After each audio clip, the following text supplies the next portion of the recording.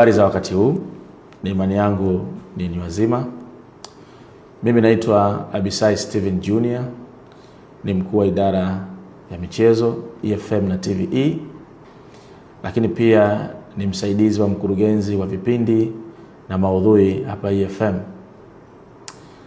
Mnamo tarehe 20 mwezi huu, uongozi wa EFM na TVE ulipokea barua kutoka kwa mwanasheria wa klabu ya Yanga, na Yanga wenyewe yenye taarifa ya kusudio la kuichukulia hatua taasisi yetu kwa kashfa, uchafuzi na uchochezi wa jina la klabu ya Yanga kupitia mchambuzi Wilson John Oruma kwenye kipindi cha michezo kinachotambulika kwa jina cha Number 10 ambacho kinaruka kila siku ya Jumatatu mpaka Ijumaa, lakini kwenye kipindi hiko kilikuwa Ijumaa tarehe 17 April mwaka huu 2026.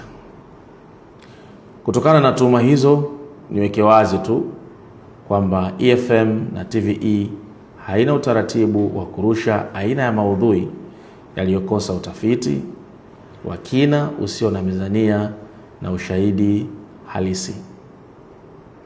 Hivyo basi, kwa yote yaliyozungumzwa na mchambuzi Wilson John Oruma kupitia majukwaa yetu Instagram, mtandao wa X almaarufu Twitter kama ilivyokuwa inafahamika zamani, kwamba yale ni maoni yake binafsi na sio maoni au msimamo wa kituo chetu cha EFM na TVE, na ni kosa kutumia jukwaa letu kinyume na taratibu zinavyofahamika.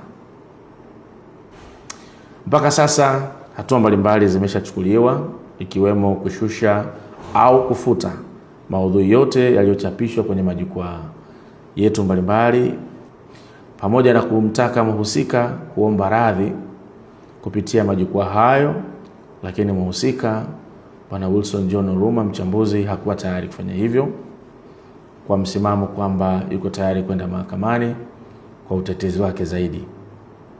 Ofisi haijamzuia kufanya hivyo, hiyo ni haki yake. Nichukue nafasi hii tena kwa niaba ya uongozi wa EFM na TVE kuiomba radhi klabu ya Yanga, kuomba radhi mashabiki na wanachama wa klabu hiyo, lakini kubwa zaidi bodi ya wadhamini wa klabu ya Yanga kwa usumbufu ambao wameupata kutokana na maudhui hayo na wowote ule ambao tujautaja hapa uliojitokeza kwa ajili hiyo.